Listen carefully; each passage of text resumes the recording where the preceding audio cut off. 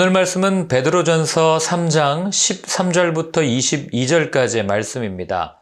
함께 한 목소리로 읽겠습니다.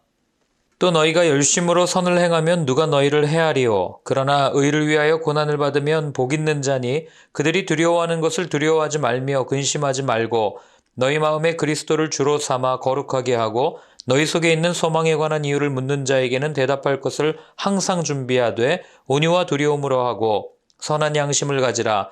이는 그리스도 안에 있는 너희의 선행을 욕하는 자들로 그 비방하는 일에 부끄러움을 당하게 하려 함이라. 선을 행함으로 고난받는 것이 하나님의 뜻일진데 악을 행함으로 고난받는 것보다 나으니라. 그리스도께서도 단번에 죄를 위하여 죽으사 의인으로서 불의한 자를 대신하셨으니 이는 우리를 하나님 앞으로 인도하려 하심이라. 육체로는 죽임을 당하시고 영으로는 살리심을 받으셨으니 그가 또한 영으로 가서 옥에 있는 영들에게 선포하시니라. 그들은 전에 노아의 날 방주를 준비할 동안 하나님이 오래 참고 기다리실 때에 복종하지 아니하던 자들이라. 방주에서 물로 말미암아 구원을 얻은 자가 몇 명뿐이니 겨우 8명이라. 물은 예수 그리스도께서 부활하심으로 말미암아 이제 너희를 구원하는 편이 곧 세례라. 이는 육체의 더러운 것을 제하여 버림이 아니요 하나님을 향한 선한 양심의 간군이라. 그는 하늘에 오르사 하나님 우편에 계시니 천사들과 권세들과 능력들이 그에게 복종하느니라. 아멘. 20대부터 40대까지 살아가는 모습을 포기의 세대, 3포, 4포, 5포 세대 이런 표현을 써서 표현하는 것들을 본 적이 있습니다. 무엇을 포기했습니까? 연애를 포기했고, 집을 포기했고, 결혼을 포기했고, 출산을 포기했고, 경력을 포기한 오늘날 무기력하게 살아가는 젊은 세대들을 빗대어 이른 말이죠. 삶의 환경이 예전보다 더 치열해졌기 때문에 적당히 노력해서는 또는 어떤 분의 표현대로라면 아무리 발버둥을 쳐도 무언가 일어설 수 없는 그런 어려운 현실을 마주한 그 젊은이들의 삶의 모습을 표현한 단어, 이렇게 쓴 것을 본 적이 있습니다. 그런데 재미난 건요, 이렇게 모든 것을 포기했다고 일컬어지는 이 세대는 기성세대에 비해서 훨씬 더 부유한 환경 속에서 자라왔습니다. 이들이 전쟁을 경험한 것도 아니고 극심한 가난을 경험하고 자라온 세대도 아니고, 물론 여전히 우리 사회의 일부 어디에선가는 여전히 정말 힘들고 어렵고 가난하게 사시는 분들이 존재합니다. 그러나 보편적으로 또 기사에서 다루고 있는 그런 내용들을 가지고 보면은 기성세대에 비해서는 아무래도 조금은 더 편안하고 편리한 문명 그 안에서 살아왔다는 것을 알게 되죠. 그런데 재미난 건 그렇게 조금 더 편리한 세상, 편리한 문화 속에서 자라왔지만 그들이 어려서부터 자라오면서 들었던 단어는 부정적인 단어들이 훨씬 더 많았다는 거예요. 일례로 제가 신문을 읽기 시작한 1999년부터 오늘날까지 미래를 예측하는 기사들 중에서 긍정적으로 예측하는 기사를 거의 본 적이 없어요. 항상 미래는 어두웠고 부정적이고 힘들고 암울할 것이라고 예측하는 게 훨씬 더 많았습니다. 세상을 보면 여전히 희망이 보이지 않죠. 그죠? 그러니 젊은이들이 개천에서 용난다는 말은 옛말이고 지금은 아무리 발버둥 쳐도 올라갈 수가 없는 이런 한계를 부딪히다가 안 되니까 오죽하면 포기라는 단어까지 나왔겠어요? 여러분, 이런 세상을 사는, 어떻게 보면은 긍정보다는 부정이 훨씬 더 많고 희망보다는 좌절과 낭망이 훨씬 더 많은 것 같은 이런 세상을 사는 우리에게 베드로는 과연 오늘날 베드로가 산다면 뭐라고 이야기를 할까요? 이거와 똑같은 이야기가 바로 오늘 본문 가운데 나옵니다. 자, 우리 13절부터 16절까지를 한번 읽어보겠습니다. 또 너희가 열심으로 선을 행하면 누가 너희를 해하리요. 그러나 의를 위하여 고난을 받으면 복 있는 자니 그들이 두려워하는 것을 두려워하지 말며 근심하지 말고 너희 마음에 그리스도를 주로 삼아 거룩하게 하고 너희 속에 있는 소망에 관한 이유를 묻는 자에게는 대답할 것을 항상 준비하되 온유와 두려움으로 하고 선한 양심을 가지라. 이는 그리스도 안에 있는 너희의 선행을 욕하는 자들로 그 비방하는 일에 부끄러움을 당하게 하려 함이라. 아멘. 자, 베드로가 전해주는 첫 번째 권면은 무엇입니까? 항상 선으로 열심을 가지고 살아보십시오. 이 이야기를 우리한테 하는 거죠. 오늘 이 본문에 나오는 열심이라는 단어는 여러분들이 잘 아는 단어입니다. 복음서를 읽을 때 많이 나왔던 단어예요. 어떤 단어냐면 열심당원을 가리키는 그 가룟 유다가 속해 있었던 유다의 독립을 위해서라면 물불을 가리지 않고 열정적으로 뛰어들었던 그런 독립투사들, 우리나라 표현으로 하자면 그런 당원들을 표현하는 단어가 바로 이 단어예요. 열심이다 이런 단어예요. 그러니까 베드로는 선을 행하는 거에 있어서는 물불을 가리지 말고 정말 최선을 다해서 열정을 다해서 섬겨라, 그 이야기를 오늘 해주고 있는 겁니다. 여러분, 우리가 쉽게 선을 행하지 못하는 이유가 무엇입니까? 여러분은 왜 선한 행실을 하다가 멈춥니까? 무엇 때문에? 어떤 이유 때문에? 우리가 선을 행하다 멈추는 거는요, 무언가 내가 손해볼까 하는 마음이 있을 때 우리는 행하다가 멈추는 것을 보게 됩니다. 오늘날은 사실 선을 행하다가 해코지를 당할 수도 있잖아요. 안 좋은 경험을 하게 되기도 하고, 그리고 또는 나는 분명히 선하게 한다고 선을 행하고 있는데 그게 마치 나를 과시하는 것 같은 과시욕으로 오해받을 때도 있다는 거죠. 세상이 워낙 악해가지고요, 사람을 바라볼 때 바로 보지 않아요. 한번 꽈서 보죠. 그러니 그런 수많은 오해를 받게 될 수도 있다는 거죠. 그러니 우리는 선을 행하다 그런 수많은 오해 앞에서, 또는 그런 수많은 편견 앞에서, 또는 여러 가지 어려움들 앞에서 멈추게 되는 거죠. 그리고 또한 우리가 선을 행하지 못하는 또 하나의 이유는 나 혼자 선을 행한다고 이 악한 세상이 바뀔까 하는 그런 의구심 때문이죠. 아무리 혼자 선하게 선행을 한다 해도 계란으로 바위치는 격 아니냐. 이 악한 이 어떤 구조 속에서 내가 어떻게 선한 행실을 한다고 세상이 바뀌겠냐. 뭐 이런 고민들을 하는 것 아니겠어요? 그럼 우리는 질문해야 됩니다. 그럼 우리는 여전히 멈춰 있어야 됩니까? 아니죠. 우리는 오늘 본문의 말씀처럼 분명히 선을 행해야 됩니다. 자, 그러면 제일 먼저 선행되어야 할 질문이 뭡니까? 선이 무엇입니까? 라는 질문이에요. 베드로가 오늘 그 선을 행하다가 뭐라고 얘기하냐면요. 너희 안에 그 두려움 마음이 있는데 그것 가지고 근심하지 말고 오히려 너희 속에 있는 이 선을 행하다가 낙심하지 않고 끝까지 선을 행하는 그런 너희 안에 있는 그 마음, 그 소망을 품는 그 마음, 그걸 가지고 너네들은 왜 선을 행하냐라고 물을 때에 할 말을 대답해라. 뭐 이런 말들을 하는 걸 보면 우리가 분명하게 먼저 정리되어야 될 게 뭐냐면 선이 무엇인가라는 거예요. 자, 여러분은 선이 무엇이라고 생각하십니까? 선행이 무엇이라고 생각하세요? 많은 철학이나 사상이나 뭐 또 사조들도 이 선, 이 굿, 뭐 이런 거에 대해서 다 정의하기를 합니다. 그러나 제가 그걸 일일이 다 이야기하지 않는 이유는 이 철학이나 시대 사조는 시대나 상황에 따라서 항상 바뀌지만 우리 그리스도인들에게는 영원히 변하지 않는 절대적인 진리가 있죠. 바로 하나님의 말씀입니다. 자, 그러면 성경에서 이 선을 무엇이라고 정의하는지 한번 생각해 봐야 되지 않겠어요? 자, 그럼 여러분들 선은 무엇이라고 생각하십니까? 선하면 딱 뭐가 떠오르세요? 하나님. 예, 물론 하나님도 절대 선이시죠. 그러니까 선함 이러면 하나님이 떠올리겠지만 그냥 조금 그 선의 기준을 조금만 더 낮춰서 우리 인간의 기준으로 선한 행동 또는 선한 일 할 때 무엇이 떠오르십니까? 예수님께서 드셨던 비유가 떠오르지 않습니까? 맞아요. 바로 사마리아 사람의 비유입니다. 그 사람은 왜 선한 일을 했습니까? 어떤 이유를 가지고 선한 일을 했어요? 한번 생각해 볼 필요가 있는 거죠. 어젠가요, 그저껜가요, TV 뉴스에 어머니가 돌아가셔가지고 지적장애를 가진 아들이 이불로 테이프로 어머니를 꽁꽁 싸놓고 이렇게 도움을 요청하는데 말을 못하니까 이렇게 지하철역 앞에서 이 종이에다가 어머니가 돌아가셨어요. 뭐 이렇게 써놨는데 아무도 말을 걸지 않고 또 중간에 여러 번 납치될 뻔하니까 사람들이 올 때마다 이렇게 딱 앉았다가 도망가고 사람이 다가오면 도망가고 그런데도 도움은 청해야 되니까 그 앞에 앉아있는. 그래서 사회복지사 한 분이 가가지고 거기에 써있는 걸 봤더니 어머니가 돌아가셨다 도와달라 이런 걸 보고 처음에는 이게 무슨 말인가 이렇게 하고 봤는데 이 사람이 납치하는 줄 알고 또 도망가고 그러다가 마음이 통해서 이제 찾아가 봤더니 정말 어머니가 돌아가셔서 이렇게 시신으로 집에 있는 거죠. 제가 그 모습을, 그 뉴스를 보면서 제 자신도 반성을 했습니다. 왜냐하면 저희가 있는 집에서 한 10분, 15분 걸어가면 있는 거리였거든요. 그 앞에 교회가 무지하게 많습니다. 그리고 그 앞에 수없이 지나다니는, 하루에 수만 명이 지나다니겠죠. 거기에 그리스도인들이 몇 명이나 있었을까요? 이런 모습들을 생각해 본다면 과연 그리스도인에게 선이란 무엇인가 우리가 한번 생각해 봐야 된다는 거죠.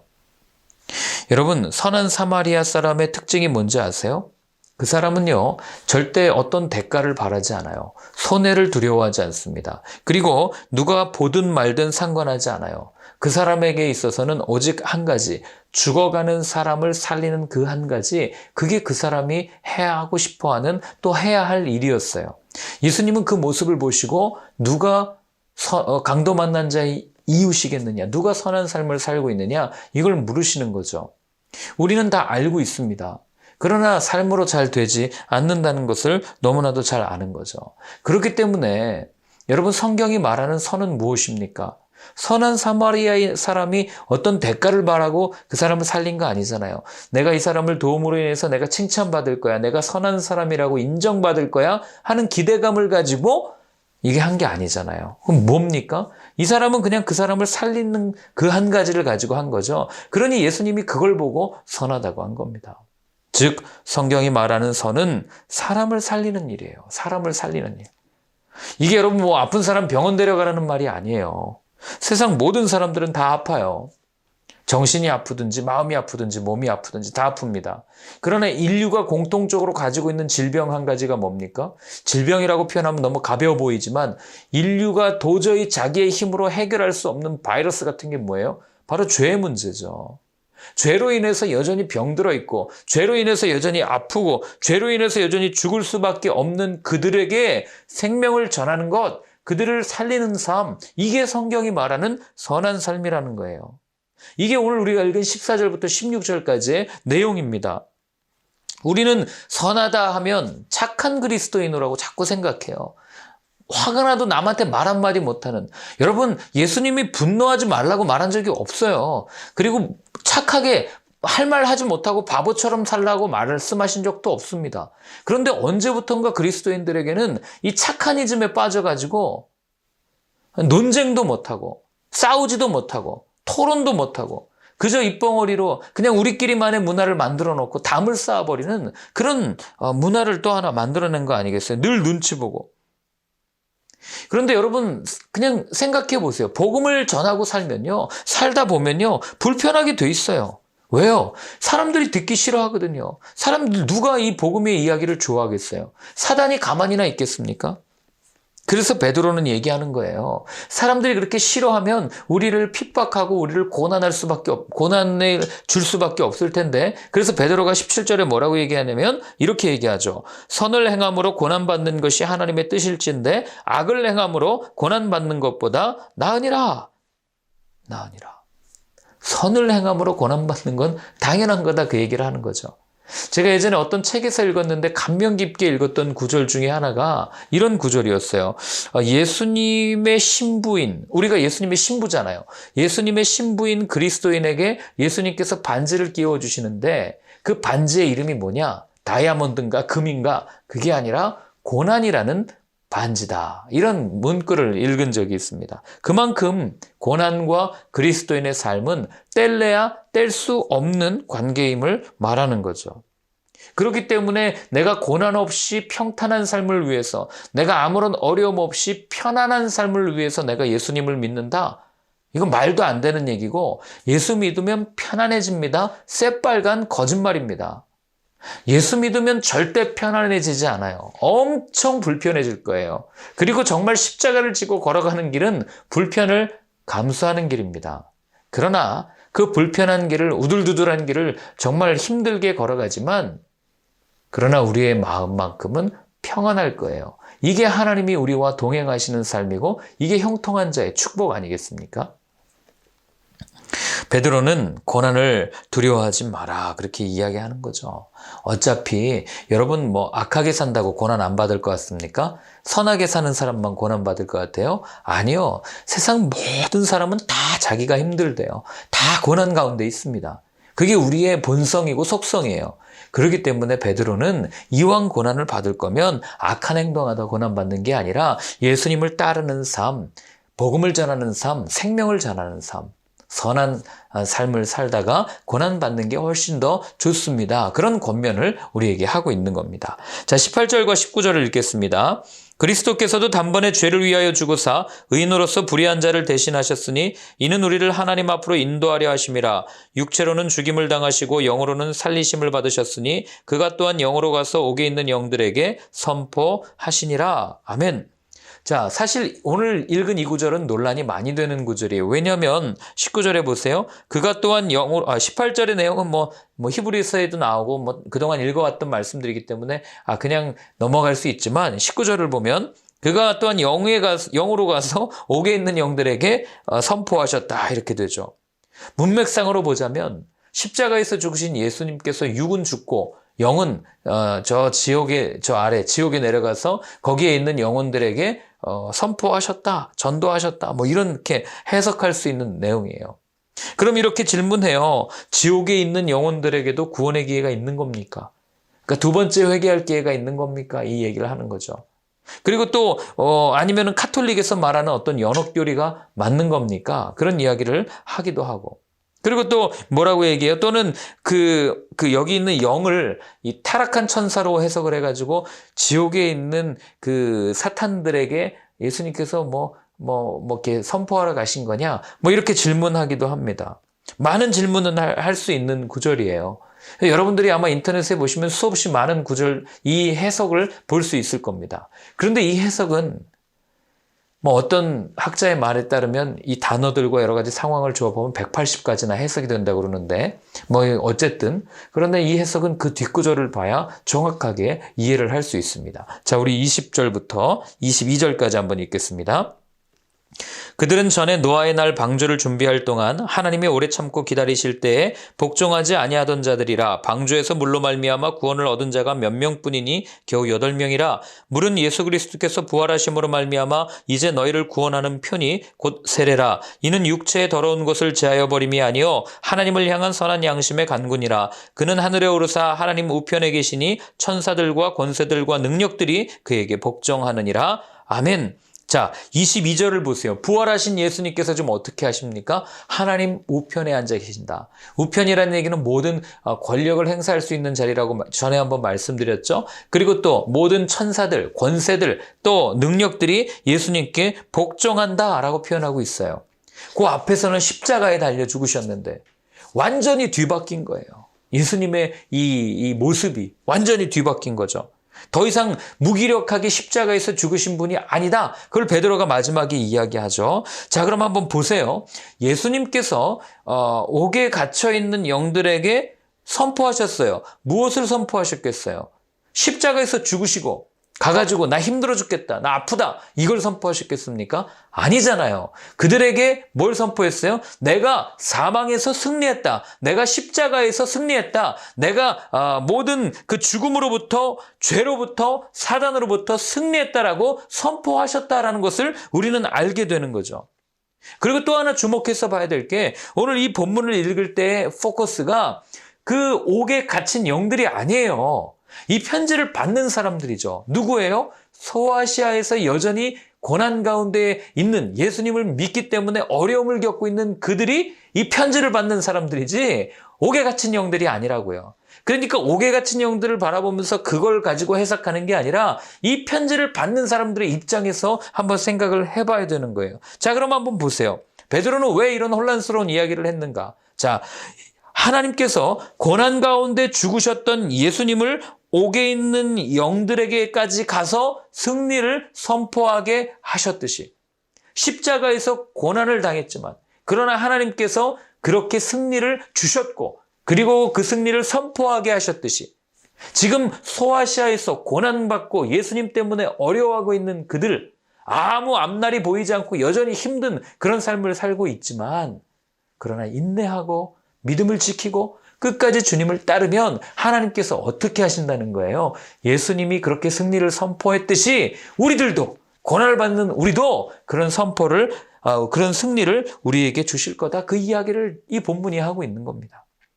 그렇기 때문에 베드로가 한 이야기를 요약하면 고난 가운데 끝까지 하나님 신뢰하십시오. 하나님은 우리를 놓고 계신 분이 아닙니다. 예수님을 보십시오. 예수님 그렇게 됐지만 하나님께서 얼마나 높여주셨습니까? 그러니 우리도 하나님께서 높여주실 겁니다. 고생 끝에 반드시 낙이 올 겁니다. 라고 베드로가 이야기를 하는 겁니다. 여전히 우리의 현실은 어렵고 고난 가운데 있다고 많은 분들이 이야기를 합니다. 앞날이 여전히 불투명하고 하루하루가 나아지는 기미가 전혀 보이지 않죠. 그럼에도 불구하고 정말 그리스도인 된 여러분, 우리는 끝까지 이런 상황 가운데서도 당신의 일을 행하시고, 비록 우리가 볼 때는 아무 일이 일어나는 것 같지 않아도 하나님은 여전히 구원의 역사를 이루어 가시고 있고, 또 하나님의 사람들을 통해서 교회를 일구시고 있고, 하나님의 사람들을 통해서 그 사망에 묶여있는 그들에게 자유를 선포하게 하는 놀라운 은혜의 일들이 일어나고 있다는 것, 그걸 끝까지 믿고 그분을 신뢰하는 저와 여러분들의 삶이 되었으면 좋겠습니다. 함께 같이 기도하겠습니다.